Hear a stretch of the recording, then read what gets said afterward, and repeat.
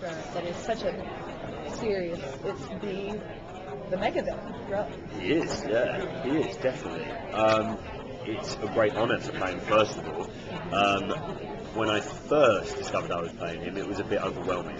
But then I decided, you know what, you can't even think about the iconic status of that character. He's a person.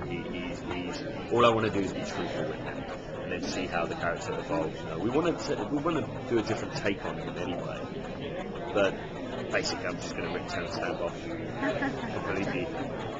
Did you go back and look at that at all? Or? I did, yeah. I watched it I saw it as a kid. I just watched it recently. And the voice, the Neil before Zod, you can roll right over. People say that we've got similar voices, yeah. And actually we've got the same manager as well, so I had a little message from him wishing me luck, and I thought, good voice. Well, what's your take then? So, when you know that you have to kind of carve your own instrument, for you, what were your thoughts on how to kind of make it your own? Well, first of all, he's Major Zod at the moment. He hasn't actually grown into General Zod, so he's a younger version. What I want to do is make him a bit more manic. The Terrence Stamp version, very cool, calm and collected. There's a level there. There's definitely a certain amount of that with me, but I think he hasn't grown into that yet. So my take is that he has to calm down a bit because he wants it right now. A bit of a more sport brat version of the character. He's very aristocratic, but he hasn't really calmed down into it. You know what I mean? So I think that's definitely a journey for me to go, for me to take with that character. Can I just have you say Neil before Zod? Neil before Zod. Look how happy he is. To do it. So that's what you were saying. You were saying that you guys are taking it. You have a different take on it. So it's the whole younger version. Definitely, yeah. He's got a way to go before he's the tyrant that he wants to be. I mean, even in the first episode, his army, he's got kind of like this a fascist party. He's the leader of it.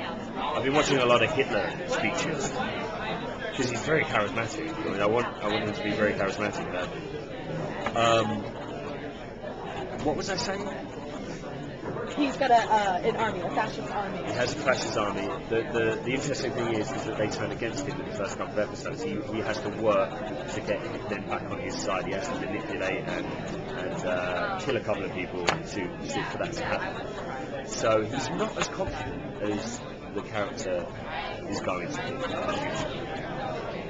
About the relationship with Clark, then. I mean, obviously, when we've seen Zod before, like Terrence said, you've got this disdain for Jor-El, which carries over to his son, that destroyed the son, Clark the father. Yeah. How do you have your Zod look at Clark Kent? Do you look at him as the son of Jor-El? No, first of all, I'm not aware of Clark's existence yet.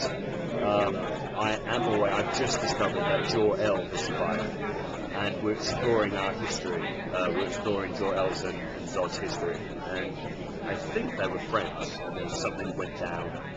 So I don't know about Clark yet, and I don't know how I'm going to react to the fact that he exists. But Zod has been on the show. His presence has been on this.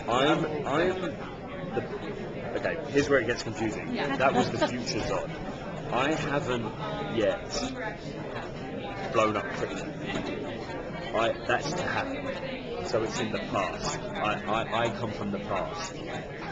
So I'm the younger version of Zod. None of that has happened yet. That's where it gets confusing. So right? Does that make sense? Clark, I don't know, but a whole new can of worms once he finds out about this Zod, then it means that Krypton can somehow be real. Exactly. So he's going to know. He's going to know what's going to happen in the future. I'm not aware of what I've done. I haven't come from the Phantom Zone. I've come from Krypton. Right. So there's a lot of leverage in that to explore. So if there's a chance that, if you're there, is there a chance that Jor-El could show up on Earth this season? I'm not allowed to say. I like the look. Yeah. I mean, they were going to explore their history for sure. You could have Clark as the one to save Krypton, go back to Krypton. There's a lot of possibilities. Tell us something. Well, I don't know yet. I don't know. All I know at the moment is that Zod is here. He doesn't know why he's here. He hasn't got his powers yet, and he's confused about that. His army turns against him, and he's just laying low at the moment, working everything out with his brain. How many people does he come through with? You say he's got an army. He's lost some of his army. I think that there was this huge speech at the beginning where he's trying to get everybody back on his side. I think there's about 60, 70 people that they've lost. The rest of them, they don't know where they are. So they might show up. Yeah, right? You were talking about the Hitler comparisons. Is this going to be a sort of theme through the season? Like, if we could go back in time and kill Hitler, would that change everything? That's definitely an avenue to explore. That's been mentioned. Yep. He's already. I've already chopped someone's head off in the second episode. So he's not a good guy by any means. But there could be a change of history, a change of things could get changed. Could that go so far as to affect? What if Clark never comes to Earth? Exactly. There's so many avenues to explore. All I know is that he's there at the moment and he doesn't really know what's going on. There's a bit of confusion. But, he knows what he wants. He wants everybody to kneel before him. That's it. That's my intentions at the moment. How familiar were you with the show before you came on? I actually haven't seen it. Embarrassed to say, but I've been watching it when I've been casting it. I love it. It's absolutely brilliant. Yeah, I'm really getting into it actually. Yeah, some of the storylines are a bit confusing to me. They're very complex, especially when it goes from future, past, future. I'm a bit confused, but yeah, I'm really loving it. It's an easy decision going from a genre show like that, like me, to a reality show like this. Fandom obviously is very, very dedicated. Is it easier for you to factor in the choices, or is it just character based? Like, well, it's that, I gotta do that. Exactly, it is character based, and I've done a couple of shows in between them, like the Secret Diary of a Call Girl, The Tudors, so it wasn't like I went from science fiction to science fiction. But lately, I just did a couple of episodes of Sanctuary as well, which I love. So it has been sci-fi lately, and I love that because it's got such a huge fan base, and people love those shows. So, no, it's always character based. I don't really think about anything else. Real quick, is Major Zod capable of love? At the moment, no. He thinks humans. He thinks they're a bunch of rats. He considers them as vermin. A bit like me in real life.